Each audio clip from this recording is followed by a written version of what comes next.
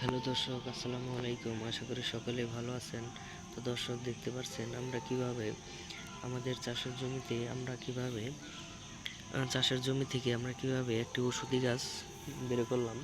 তো বন্ধুরা, আপনাদের বাড়ির পাশে কিংবা আপনাদের এলাকাতে প্রচুর পরিমাণে কিন্তু অনেক ধরনের গাছগাছালি রয়েছে, যাতে আপনারা হাজার হাজার টাকার উপকারিতা পেয়ে যাবেন।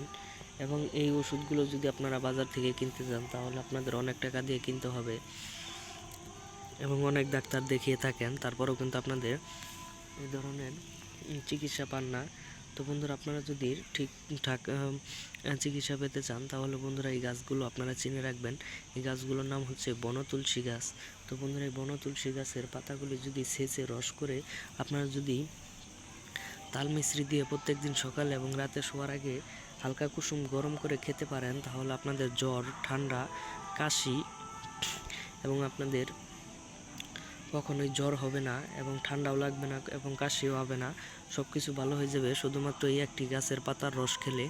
আপনারা এই গাছটি রাস্তার আশেপাশে কিংবা পতিত ক্ষেতের আশেপাশে এই গাছগুলো বেশিরভাগ পেয়ে যাবেন। এই গাছগুলোর নাম হচ্ছে বনতুলসী গাছ। এটা প্রচুর পরিমাণে ঠান্ডার জন্য এবং জ্বরের জন্য প্রচুর পরিমাণে কার্যকারী। তো বন্ধুরা, আপনারা অবশ্যই এই গাছগুলো ব্যবহার করবেন। ধন্যবাদ সকলকে। সকলে ভালো থাকবেন, সুস্থ থাকবেন। আসসালামু আলাইকুম।